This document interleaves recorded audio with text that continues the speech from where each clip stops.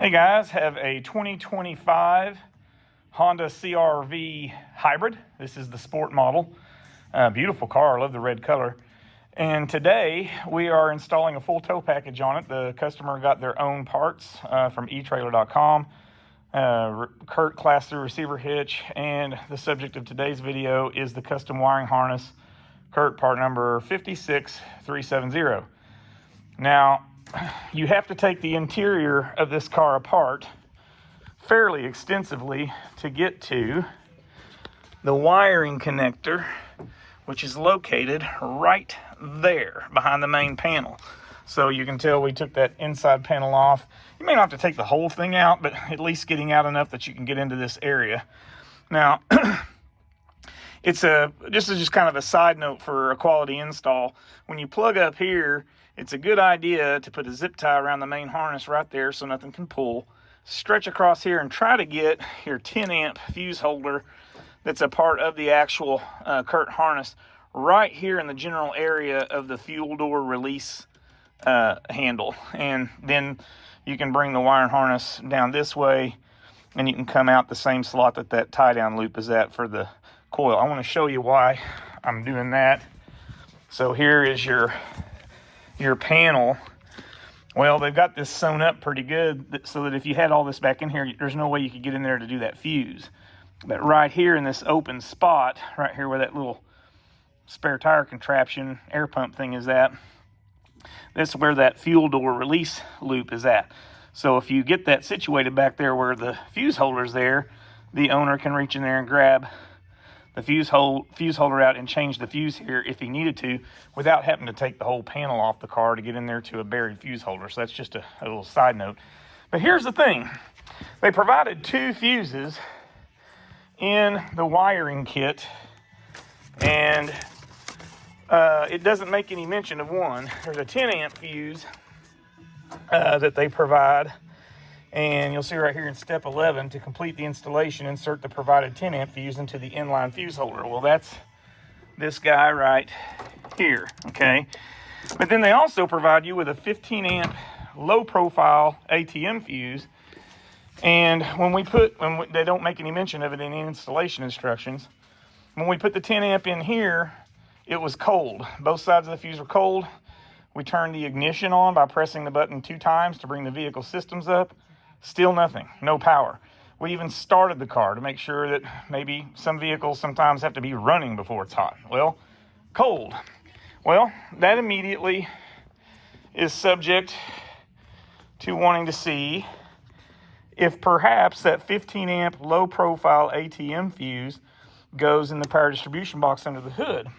But upon taking the fuse box lid off and cycling through all of these different fuse locations here under the lid, nothing under here seemed to have anything to do with the trailer. So we got out the owner's manual and discovered that there is a interior fuse distribution box, which is common, but it's not common to have the trailer fuse in that. But we read through the owner's manual box, and sure enough, position number 17 showed to be, I can't remember can you remember what the letters were, Jackson? YOP trailer, whatever that means. And let me see if I can get a light up in here to show you. This is going to be very hard to get to. Let me get a light here. Got a companion going in later today.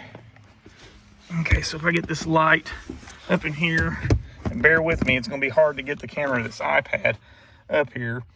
But you have a fuse. I'm going to turn you around and then shine right up here. If I get the light in there where you can see better. Okay, right there. Okay, now the fuse box is right here. Oh my gosh, I'm so sorry. This is hard to get to up under the dash. Right here. And what we found, man, I wish that light was shining better for you. See if I can get it to shine in there better. It's a little better. Let's see if I can zoom in. Okay, now, it's hard to see, but this is the left side of the fuse box. So the farthest away, or towards the outside of the car, you can see the OBD2 port right here for vehicle diagnostics. So this is column 1, column 2, and column 3. And you can just see a hint of a blue 15 amp fuse that we put in right there. That spot right there is column number 3, fuse position number 2, which in the owner's manual is position number 17. Now, Honda calls for a 20 amp fuse in that location, but it's actually, Curt sends a 15 amp fuse. When we put that 15 amp fuse in that second slot from the top there, they're position 17. I'm calling it position 2 in column 2, or column 3 rather. Once we put that in, everything at the back became, I'll flip you back around here, so sorry about that if it made you dizzy. But once we put that fuse in, then this fuse back here became hot, even with the key off. So now, one thing I will say, the wires that feed this plug right there are super, super small gauge right here. So why Honda would call for a 20 amp fuse under there is beyond me, because that seems like way too much amperage for wires that small at the connector. Plus, most trailers that use a 4-way wiring harness aren't going to need anywhere near that much amperage. And then not only that, but even if you put a 20 amp fuse like they suggest up there, or the 15 amp fuse that Curt puts in the kit, it won't really matter much, because the fuse back here at the actual connector is a 10 amp. So the 10 amp fuse will blow before a 15 or a 20 would up in the front if you have a short on the trailer. So since Curt did not have that information in their installation instructions, I thought that might be helpful to someone. Again, 2025 Honda CR-V hybrid sport in this case.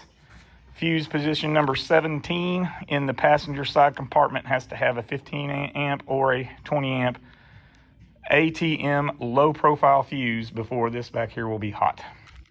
There you have it. Thanks, guys. See you next time.